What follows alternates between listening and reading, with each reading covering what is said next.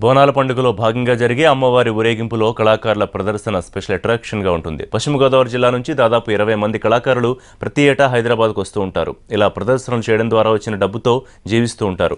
తాతల నాటి నుంచి ఇదే వృత్తిగా బ్రతుకుతున్నామని, తమను ప్రభుత్వం ఆదుకోవాలని కోరుతున్న కళాకారులతో మా ప్రతినిధి రాధాకృష్ణ ఫేస్ టు ఫేస్.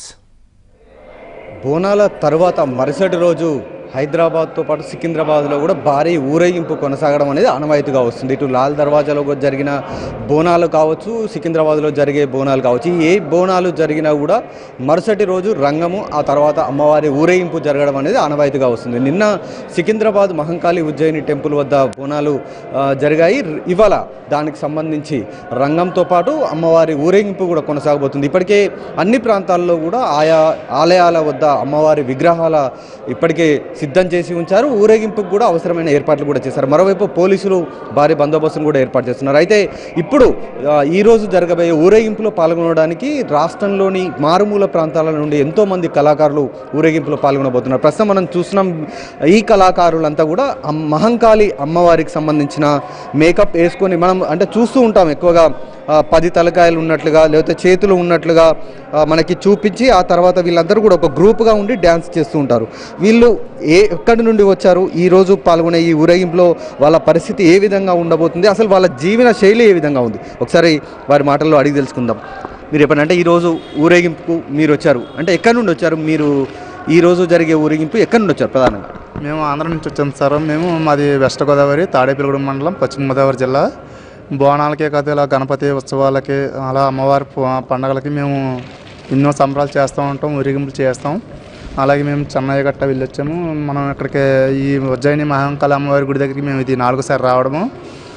అలాగే మేము ఎక్కడ పండగలు జరిగినా ఏం జరిగినా సరే మేము పాల్గొంటాము. మాకు అన్నీ కూడా సదుపాయంగా చూస్తే మేము చాలా బాగా ఉత్సాహంగా చాలా డాన్స్ చేస్తాము, అందరిని కూడా ఆనందపరిచి చేస్తాము. మంచి మంచి వేషాలతోటి, మంచి మంచి మేకప్లతోటి, మంచి లేడీస్ డాన్స్ తోటి జనాన్ని ఆకర్షించేలా చేస్తాము.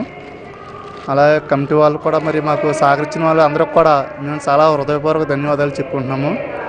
మాకు కమిటీ వాళ్ళు ఎంత సహకరిస్తే మేము కూడా అంత సహకరిస్తున్నాము. అలాగే మరి మాకు మా ఓనర్ గారు వచ్చి ఒక మనిషికి వచ్చి 500-600 ఇస్తారు జీతాలు. మాకు ఆ జీతాలు సరిపోవట్లేదు. అలాగే మరి మాకు గవర్నమెంట్ తరఫు నుంచి కూడా ఏదైనా కొంచెం రిక్వెస్ట్ చేసి మాకు జీవనోపాధకం కల్పించాలని మేము కోరుకుంటున్నాం సార్. అలాగే ఇందులో అందరం కూడా ఇప్పుడు మా వచ్చిన 16 మంది వచ్చాం సార్.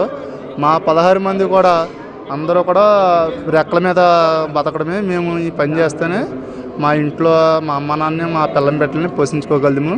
గత 22 ఏళ్ళుగా మీరు చేస్తున్నారు అంటే ఎట్లా మీ జీవనం ఏ విధంగా సాగుతుంది? ఇప్పుడు 600 రూపాయలు మీకు ఇస్తారు, రానిపోవడానికి ఖర్చులకే సరిపోతుంది, తర్వాత వ్యవసాయం చేస్తా అంటున్నారు. ఎలా మీకు అంటే ఎలా గడుస్తుంది మీ కుటుంబం? 365 డేస్ ప్రోగ్రామ్ ఉన్నప్పుడు ప్రోగ్రామ్స్ వస్తాం సార్. ఒకసారి 365 డేస్ ప్రోగ్రామ్ ఉన్నప్పుడు ప్రోగ్రామ్స్ వస్తాం. ప్రోగ్రామ్స్ లేనప్పుడు వృత్తిరీత్యా పని కానీ, వేరే వర్క్ కానీ, 10 కూలి పనులకి కానీ వెళ్ళిపోతాం. ప్రోగ్రామ్స్ ఉండడం అనేది వస్తాం. ఇలా చాలని బతుకులతో చాలని జీవితంలో జీవనం కొనసాగిస్తున్నాను. ఇంకా ఇదే విధంగా పర్ఫెక్ట్ కంటిన్యూ అవుతున్నాను లైఫ్ అంటాను. ప్రభుత్వం మీలాంటి కళాకారుల బృందాలను ఏమన్నా ఆదుకోవాలని చెప్పి మీరు కోరుకుంటున్నారా? ఏమన్నా ప్రభుత్వం తరఫున మీకు ఏమైనా ప్రోత్సాహం లాంటిది ఏమైనా ఉంటుందా? పర్మిషన్ ప్రభుత్వం ఆదుకోవాలని చాలాసార్లు ట్రై చేస్తున్నారు, కానీ ఎవరు పట్టించుకోవడంతో ఈ కళకి వాల్యూ తగ్గిపోయి ఇలా అంతర్గతం అయిపోతుంది సార్. మా బాధ అంతా అదే. మేము బతికినంతకాలం మా కళ కూడా మాతో నిలబడాలని ఈ కళ ఉంది.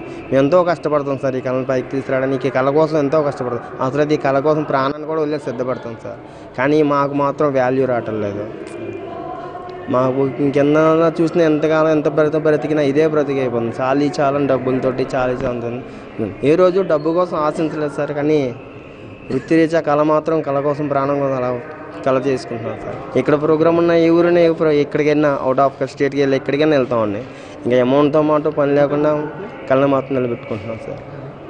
మొత్తానికి గత 22 ఏళ్ళుగా కళాకారులు తమ కళను బతికించుకోవడానికి ఒకవైపు పోరాడుతూనే మరొక వైపు వచ్చే భక్తులను కూడా అలరించేందుకు తాము శ్రమిస్తున్నామని చెప్తున్నారు. చాలని భత్యం వచ్చినప్పటికీ అంటే ఇక్కడ ఒక తెలుగు రాష్ట్రాల్లోనే కాదు, ఇతర రాష్ట్రాల్లోకి వెళ్ళి కూడా తమ కళను ప్రదర్శిస్తున్నాము, అక్కడ కూడా ఆదరణ పొందుతున్నాం. కానీ ప్రభుత్వం తరపున తమకు ఎలాంటి ఆదరణ పొందట్లేదు అనేది వాళ్ళు చెప్తున్నారు. ఇప్పటికైనా ఇటు ప్రభుత్వాలు తమను ఆదరించాలి, అంతరించిపోతున్న కళను తిరిగి బతికించేందుకు అవసరమైన చర్యలని ప్రభుత్వం తీసుకోవాలనేది కళాకారులు కోరుతున్న పరిస్థితి. కెమెరామెన్ లక్ష్మణ్తో రాధాకృష్ణ, ఎన్టీవీ, హైదరాబాద్.